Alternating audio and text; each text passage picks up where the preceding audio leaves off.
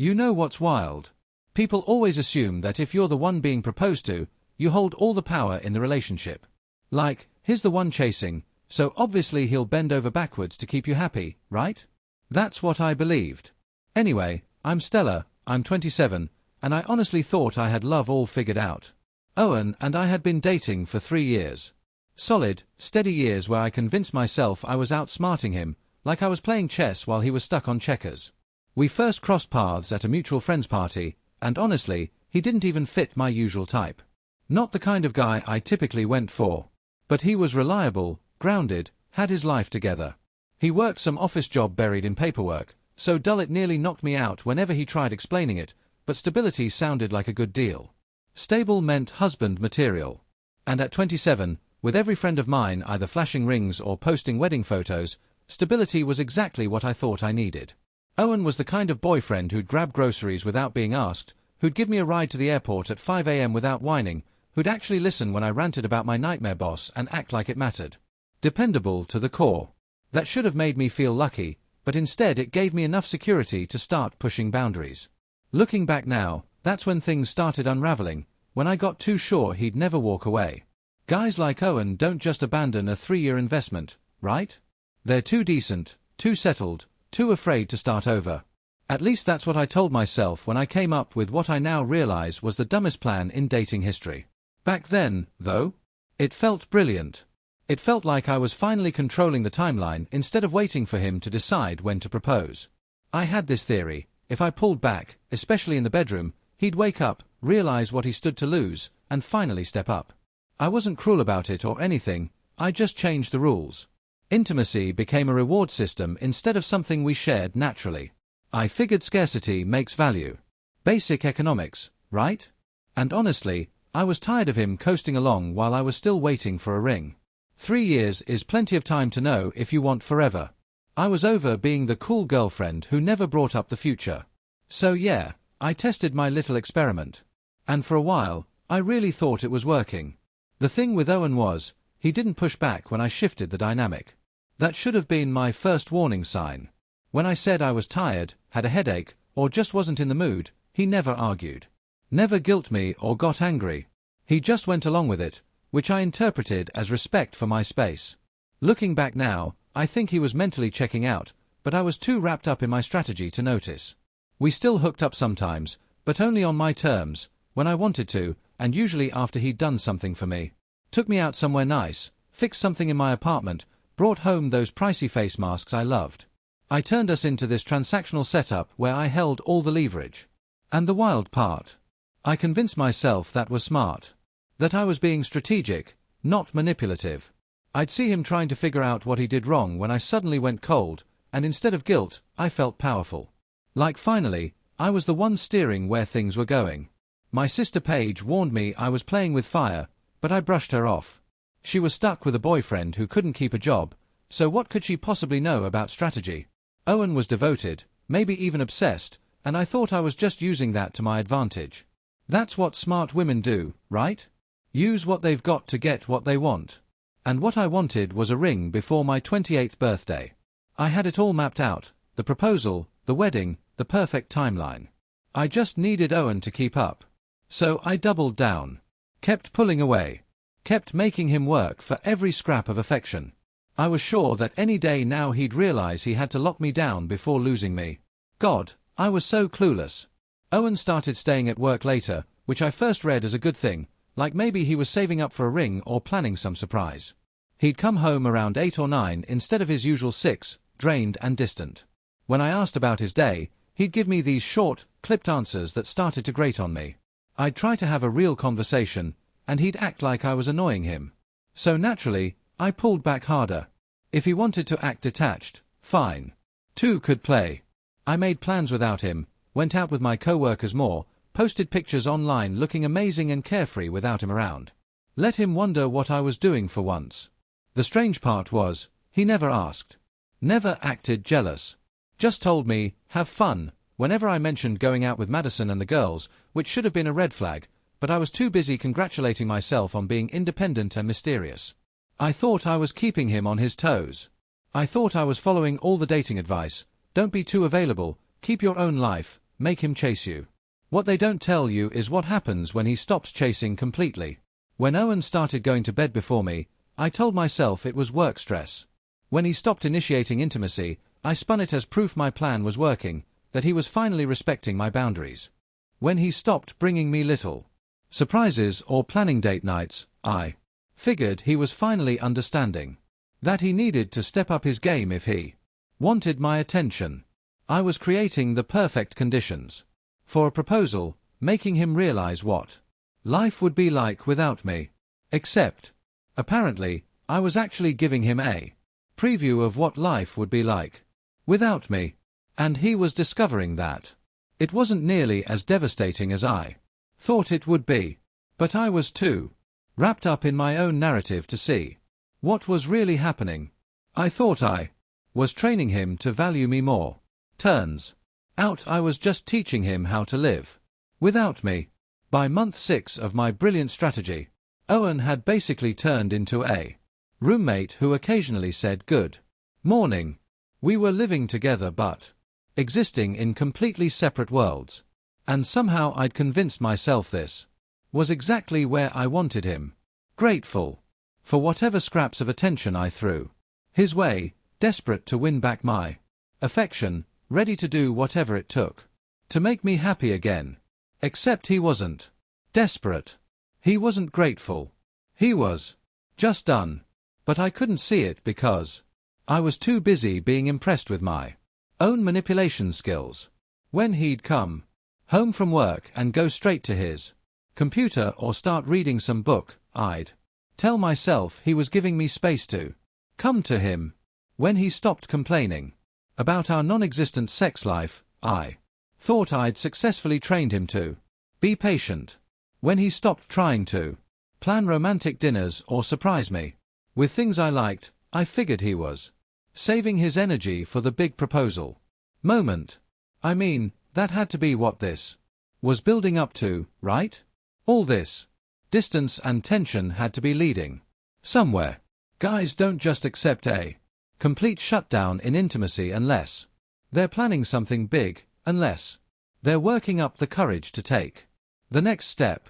I had convinced myself that Owen's withdrawal was actually him preparing to level up our relationship, like he was pulling back to create space for something bigger and better. And, yeah, okay, maybe I was getting a little impatient with how long it was taking. Maybe I started dropping even bigger hints about marriage, talking about my friends' engagement rings when we'd scroll through Facebook together, mentioning how nice it would be to have a wedding in the spring. But I wasn't being desperate or anything. I was just guiding him toward the obvious conclusion. The conclusion that any reasonable person would reach after 3 years together and a girlfriend who was clearly ready to take things to the next level. What I didn't realize was that Owen had reached a conclusion, too. Just not the one I was expecting. The conversation that ended everything started so normally that I almost didn't recognize it as the beginning of the end. Owen came home from work on a Thursday, which was weird because he'd been staying late most nights, and found me on the couch watching some reality show about people renovating houses. I was in full comfort mode. Messy bun, old college sweatshirt, the works. Not exactly trying to be seductive, but that was kind of the point, right? I wasn't going to reward him for finally coming home at a decent hour. He needed to earn back my attention after all those late nights and weird distant behavior. So, when he sat down next to me and said we needed to talk, I figured he was finally ready to have the conversation about our future. Maybe apologize for being so checked out lately, promise to be more present, ask what he could do to make me happy. You know, all the stuff that comes before the big romantic gesture. But instead, he started asking me these questions that caught me completely off guard. Like whether I was happy in our relationship, whether I felt like we were compatible long term, whether I thought we wanted the same things, and I'm sitting there thinking, of course we want the same things. We want to get married and build a life together. That's literally what I've been working toward this entire time. So, I told him, yes, obviously, we're perfect together.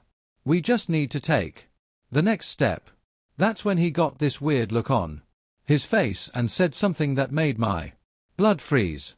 He said he'd been doing some thinking about our physical relationship, about how things had changed over the past few months, about how I seemed less interested in being intimate with him. And before I could explain my strategy or tell him that it was all building towards something better, he said the words that completely derailed my entire plan. He said he didn't think we were sexually compatible, that he couldn't imagine spending the rest of his life in a relationship where intimacy felt like a chore or a favor, that he deserved to be with someone who actually wanted him, not someone who treated physical affection like a bargaining chip. I started to panic because this wasn't how it was supposed to go. He was supposed to realize how much he needed me, not question whether we belonged together at all. That's when I made my biggest mistake. Instead of backing down or explaining what I'd been doing, I doubled down. I told him that I could give him the best sex of his life if I wanted to, but I just didn't feel like it. I said I was capable of rocking his world. I just chose not to because he hadn't earned it yet. I actually said those words out loud like they were something to be proud of, like I was revealing some kind of superpower, instead of admitting to months of manipulation and withholding. The look on Owen's face when I said that, it wasn't anger or hurt or even surprise. It was just this cold recognition, like everything suddenly made sense to him. He asked me point blank if I'd been withholding sex to try to get him to propose. And instead of lying or trying to cover my tracks, I told him the truth. I said, yes. Obviously that's how relationships work. You don't just give everything away for free and hope the guy eventually decides you're worth committing to. You create incentives. You make him work for it. You show him what he could lose if he doesn't step up. I explained my whole strategy like it was some brilliant business plan, thinking that maybe if he understood the logic behind it, he'd appreciate how much thought I'd put into our future.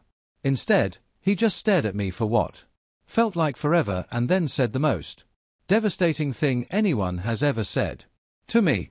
He said he couldn't force me to want him and he didn't want to be with someone who thought love was supposed to be earned through good behavior.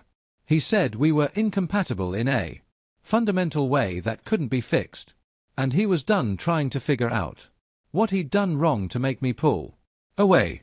That's when I realized that my brilliant plan had backfired in the worst possible way. I thought I was making myself more valuable by creating scarcity. Instead, I just made him realize that maybe he didn't want what I was selling after all.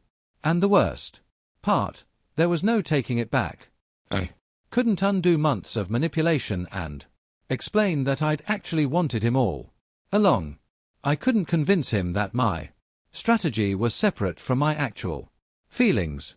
Because honestly, after all that time of treating intimacy like a weapon, I wasn't even sure what my actual feelings were anymore. Owen told me to pack my things and be out by the weekend. Just like that.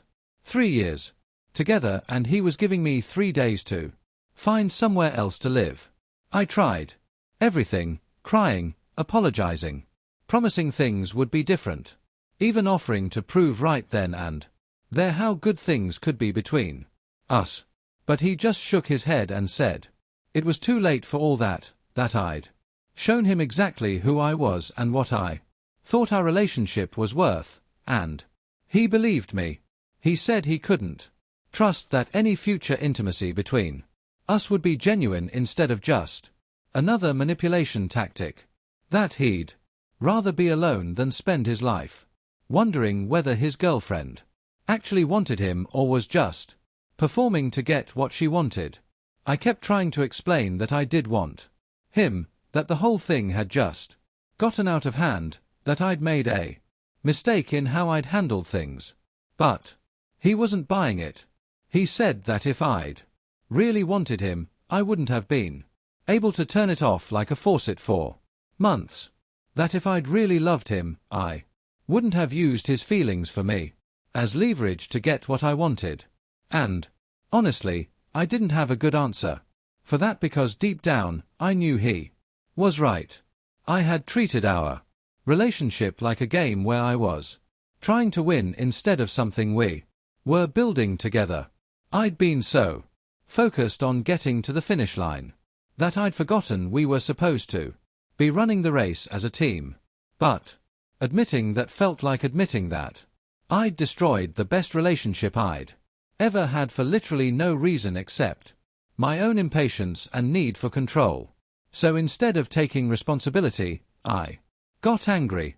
I told him he was being dramatic and throwing away 3 years over a few months of me not being in the mood. I said he was proving that all he cared about was sex anyway, and maybe I'd been right to hold back if that's all our relationship meant to him. I accused him of never really loving me if he could just turn it off this easily. Basically, I said every terrible thing I could think of to try to hurt him the way he was hurting me. But Owen just listened to all of it with this sad expression, like he was watching me confirm everything he'd already figured out about who I really was. When I finally ran out of cruel things to say, he just told me he'd be staying at John's place until I moved out, and he hoped I'd find someone who was willing to play the games I seemed to need in a relationship. Then he left, and I was alone in our apartment with the reality of what I'd done.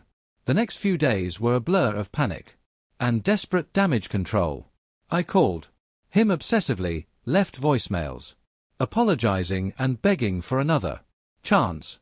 I texted him essays about how I'd just been scared of getting hurt, how I'd misunderstood what relationships were supposed to be like, how I was willing to change everything if he'd just come home and talk to me. I even showed up at John's apartment, but Owen wouldn't come to the door. John told me that Owen had asked him to tell me that everything that needed to be said had already been said, and continuing to contact him was just making things worse. That's when I realized he was serious about this being over. That all my pleading and promising wasn't going to fix what I'd broken. So, I moved out, went to stay with Paige while I figured out my next steps, and spent weeks alternating between rage and self-pity. I'd tell anyone who would listen that Owen had dumped me over sex, leaving out the part about months of manipulation and emotional withholding. I made myself the victim of his unrealistic expectations and refusal to communicate. I convinced myself that he was just too immature to handle a real relationship where you had to work for what you wanted. But even as I was spinning that narrative, I knew it wasn't true. I knew I'd up in a way that couldn't be undone. I'd turned love into a transaction and then acted surprised when he decided he didn't want to pay my prices anymore. The worst part was that I started hearing things through mutual friends about how much happier Owen seemed, how he'd started going out more, picked up some new hobbies, seemed like a weight had been lifted off his shoulders. People would tell me this stuff thinking it would make me feel better, like, oh, good, you're both doing well apart. But all it did was confirm that our relationship had been dragging him down in ways I'd never even noticed. That my strategy hadn't just failed. It had been actively making both of us miserable, and I'd been too self-absorbed to see it. And yeah, maybe part of me had hoped that after a few weeks apart, he'd realize he missed me and want to work things out. But as the months went by, it became clear that Owen was moving on with his life. Like our 3 years together had just been a learning experience he was grateful to be done with. It's been almost a year now, and I've had to face some uncomfortable truths about who I am and what I did. Not because I wanted to, but because reality has a way of forcing accountability whether you're ready for it or not. I've been in therapy partly because Paige insisted, and partly because I couldn't figure out how I'd managed to sabotage the most stable relationship I'd ever had. My therapist keeps asking me questions that I don't want to answer, like whether I actually missed Owen or just missed having a boyfriend, whether I was more upset about losing him specifically or about having to start over with someone new, whether I'd been trying to create intimacy or just trying to control him. And honestly, I'm still not sure I like the answers I'm coming up with. What I do know is that I hear about Owen sometimes, usually when I'm least prepared for it. How he's been dating someone for a few months now, someone he met through work, who seems really good for him. How they went on some weekend trip together and looked genuinely happy in the pictures someone posted. How different he seems with her. More relaxed, more himself, more willing to be vulnerable. And I wish I could say that hearing all this made me want to be a better person or learn from my mistakes or whatever. But mostly, it just makes me angry. Angry that he gets to be happy while I'm still figuring out how to trust my own feelings. Angry that he found someone who apparently doesn't need to play games to get what she wants from a relationship. Angry that I wasted 3 years trying to manipulate someone into loving me the way I thought I deserved, only to find out that what I thought I deserved wasn't actually love at all. Maybe someday I'll be grateful that Owen forced me to confront all this stuff about myself. Maybe I'll look back on this whole mess as the wake-up call I needed to become a better partner for someone else. But right now, all I can think about is how I had everything I thought I wanted and threw it away because I was too proud and too scared to just ask for what I needed. And the worst part, I'm still not entirely convinced I was wrong to want some guarantees before giving everything away. I'm still not sure I believe in the kind of love that doesn't require any strategy or protection or careful calculation of risk and reward, which probably means I'm still not ready for the kind of relationship Owen has now. And maybe that's exactly what I deserve.